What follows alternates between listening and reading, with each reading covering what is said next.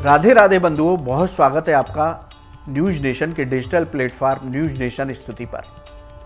बंधुओं, इस वीडियो में हम बात करेंगे शारदीय नवरात्र में माँ की उपासना कैसे करें। माँ के 9 दिनों में उनको विशेष रूप से शास्त्रों के मुताबिक अपनी सामर्थ्य के अनुसार कौन से 9 भोग लगाने चाहिए, जिससे कि आपको माँ की विशेष कृपा प्राप्त हो। बहुत सरल भोग हैं जिनको हर व्यक्ति लगा सकता है, इसलिए हमें शास्त्रों के मुताबिक 9 दिन में इन भोग को अवश्य लगाना चाहिए। यूँ तो आप अपनी सामर्थ्य के अनुसार माँ को 56 भोग लगाइए, लेकिन शास्त्रों के मुताबिक जो 9 भोग बताए गए हैं उनको हमें अवश्य लगाना चाहिए। बंधुओं, मैं हूँ हरि गोपाल शर्मा। 3 अक्टूबर से शारदीय नवरात्र के पावन पर्व शुरू हो रहा है। नवरात्र के दौरान प्रकृति और जन में अलग ही चेतना देखने को मिलती है। हर व्यक्ति अपने भाव के अनुसार माँ को प्रसन्न करने में लगा रहता है। कोई कठिन व्रत करता है, कोई माँ को नए नए श्रृंगार अर्पित करता है, रोज उनका नए वस्त्रों से श्रृंगार करता है, कोई अच्छे अच्छे फूलों से उनका श्रृंगार करता है, कोई अच्छे अच्छे भोग लगा करके उनका आनंद प्राप्त करना चाहता है। यानी कि नवरात्र का आनंद अलग ही होता है। बंधुओं, शास्त्रों में माँ को प्रसन्न करने के लिए बहुत सारे विधान बताए गए। उनमें से एक है माँ का भोग। भोग पूजा का प्रमुख अंग है। हर देवता से जुड़ा हुआ एक विशेष भोग शास्त्रों में बताया गया, यानी कि उस देवता को वो भोग अत्यंत प्रिय होता है।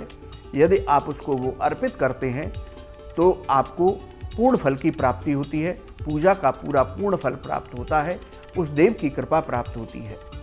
अब यदि नवरात्र की बात करें तो नवरात्र के पहले दिन माँ शैलपुत्री की पूजा की जाती है।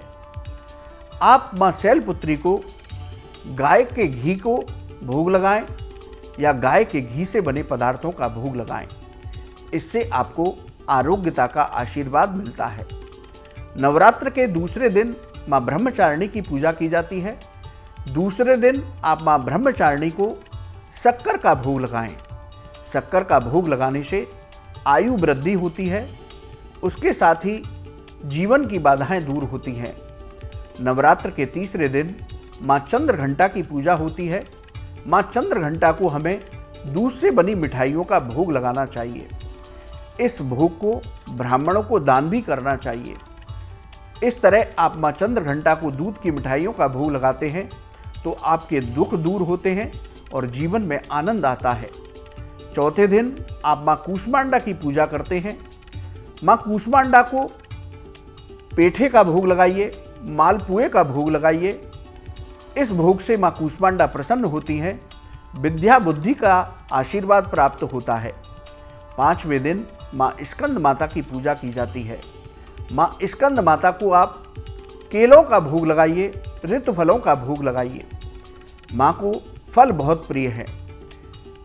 फलों का भोग लगाने से हमारा स्वास्थ्य उत्तम होता है, हमारी बीमारियाँ दूर होती हैं, असाध्य रोग है तो उनमें भी लाभ प्राप्त होता है। 6वें दिन माँ कात्यायनी की पूजा होती है। माँ कात्यायनी को शहद का भोग लगाना चाहिए। माँ कात्यायनी को शहद का भोग लगाने से आत्मविश्वास और व्यक्तित्व में निखार आता है। आपका व्यक्तित्व आकर्षित होता है, समाज में आपको मान सम्मान की प्राप्ति होती है। 7वें दिन माँ कालरात्रि की पूजा की जाती है। माँ कालरात्रि को गुड़ या गुड़ से बनी मिठाइयों का भोग लगाना चाहिए। ऐसा करने से आकस्मिक संकटों से हमें मुक्ति मिलती है।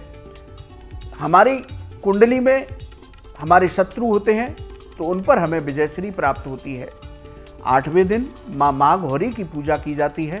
माँ गौरी को नारियल का भोग लगाएं, नारियल से बने हुए मिठाइयों का भोग लगाएं। संतान से संबंधित आपकी कोई परेशानी है तो माँ गौरी को नारियल का भोग लगाने से वो परेशानियाँ आपकी दूर होती हैं। 9वें दिन नवरात्र पूर्ण होते हैं। माँ सिद्धदात्री की पूजा की जाती है। माँ सिद्धदात्री को अनार का भोग लगाना चाहिए। इसके साथ ही तिल से बने पदार्थों का भोग लगा सकते हैं। हलवा चने का भोग लगाएं। माँ सिद्धिदात्री की कृपा से हमारे मृत्यु का भय दूर होता है। हमारे कुंडली में यदि कोई दुर्घटना का योग होता है तो उससे हमारा बचाव होता है। तो बंधुओं, नवरात्र के 9 दिनों में हम अपनी भावना के अनुसार जो भी चाहें वो सात्विक जो शास्त्रों में वर्णित हैं उन भोगों को लगा सकते हैं, लेकिन जो हमने बताए इन भोगों को विशेष रूप से लगाना चाहिए। ये शास्त्रों में दिए गए हैं। इनको माँ को अर्पित करने से माँ प्रसन्न होती हैं और हमारे जीवन की भी बाधाएं दूर होती हैं, कुंडली के ग्रह दोष समाप्त होते हैं।